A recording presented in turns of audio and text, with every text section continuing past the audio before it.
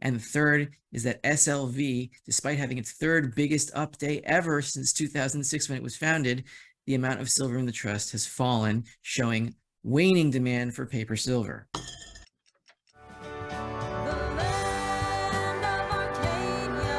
Well, hello there, my friends. Rafi here from the End Game Investor with this week's silver report for Arcadia Economics. This week, I want to focus on where demand is coming from. Is it in the paper markets or is it in the physical markets? And there are several key pieces of evidence that demand is coming from physical and not from the paper markets, very unlike what happened in the run up to 50 in 2011 and even to some extent in 1980. The demand here is in the physical markets, and I'm going to go through the evidence that shows this. And key in this analysis will be what is happening in SLV right now. Well, something very big happened in SLV this past week. First, a word from our sponsor. This silver report is brought to you once again by Fortuna Silver Mines, symbol FSM. The miner came out with an announcement today of gold and silver production highlights. Today is yesterday for you, October 6th for me. Production is up in both gold and silver, and the key point here is that production was specifically up 7.3% over the comparable period of 2021, primarily driven by a higher tonnage treated at the San Jose mine. If you remember back in February of 2022, this year, the San Jose mine was in a little bit of a debacle over a permit issue from the Mexican government, but obviously production was not hindered and the issue was cleared up.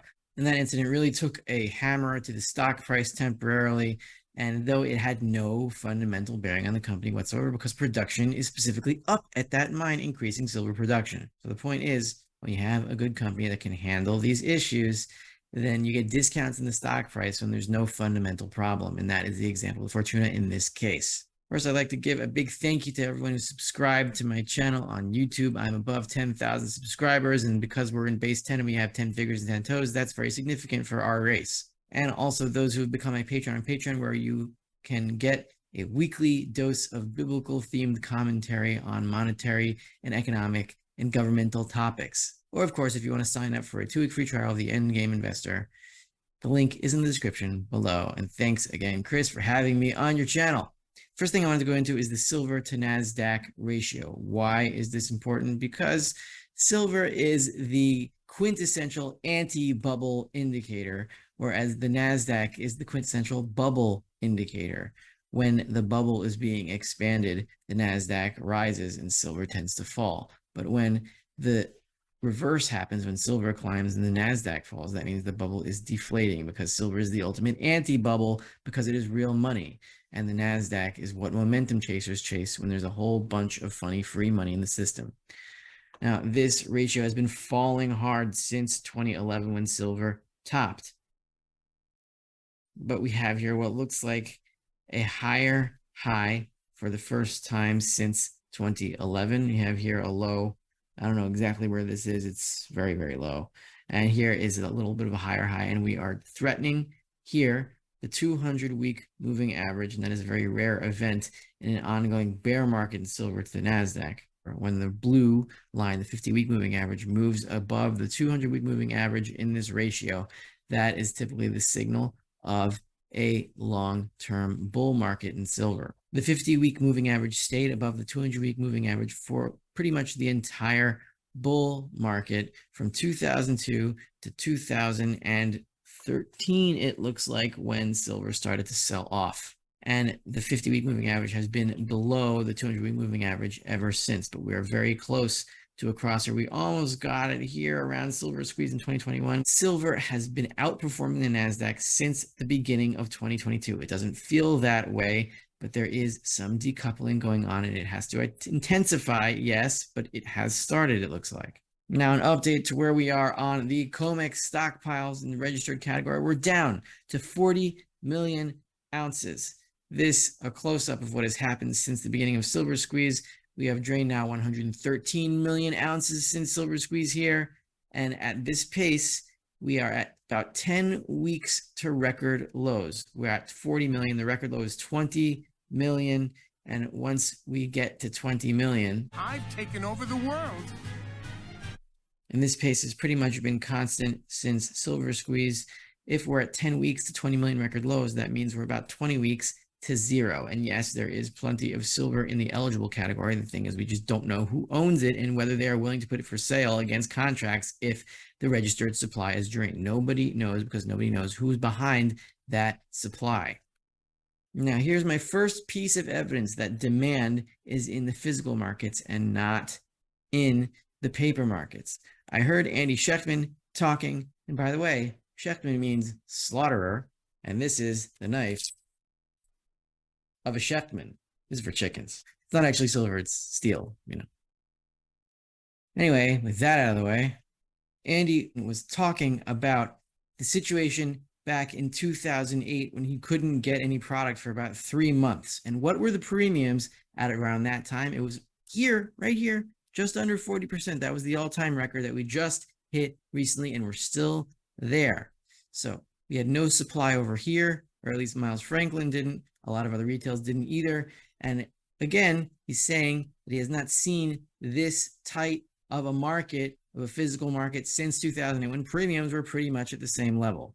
And yes, silver has risen. The spot price has risen over the last few days, but have premiums fallen? No, they're about the same, which means that the demand is in the physical markets here. Otherwise, the premiums would have fallen by now, at least slightly. And I've pointed this out before, but it bears repeating. This silver spike in 2011, when silver was at $50 and all the silver bug was going crazy, well, look where premiums were. They were below zero.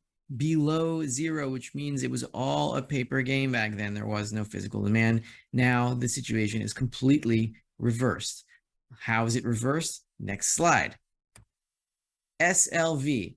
This is a Excel table that I configured on Excel, and I looked at every daily change of SLV and I ranked them in terms of up days. This is SLV, not silver futures. So you see here, what happened on October 3rd, 2022 was the third biggest up day in SLV ever.